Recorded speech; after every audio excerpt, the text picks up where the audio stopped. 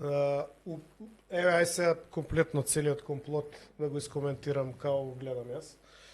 Значи, во принцип, молчењето е знак на потврда. Тоа што одбиваат да се појават, односно да дадат интервју на оваа тема, е барање на начин да го протнат тоа прашање под маса.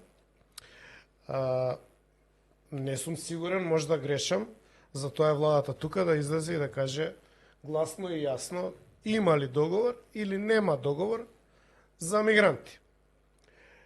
Истовремено да предупредам дека ако има, тоа е многу опасна состојба за Македонија, комбинирано со чашка, брвеница и долнени и флипот на територија.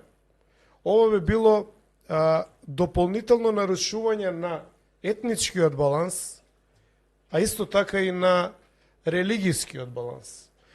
Исто така би било нарушување веројатно и во смисла на криминална позадина на мигрантите, затоа што докторите на науки и интелектуалците Британија нема да ги врати, ќе ги врати тие што им се сомнителни, што може не им е јасно како стигнале, тие инволвирани од други типови на активности. Значи, у принцип, само сакам вака добронамерно, другарски, у позитивна насока да кажам, внимавајте што правите, ниедни пари не се вредни за нарушување на овој кревок баланс што постои у државата, кој што секако е дисбаланс во корист на македонците.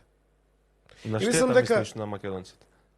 На тоа мислам. Значи, дисбалансот е во негативна конотација кон македонците. Значи, 1400 км квадратни, 3 општини, кои што веројатно може да бидат дел од тие мигрантски кампови, така на сигурно нема Скопје ги донесат, ќе ги кријат негде.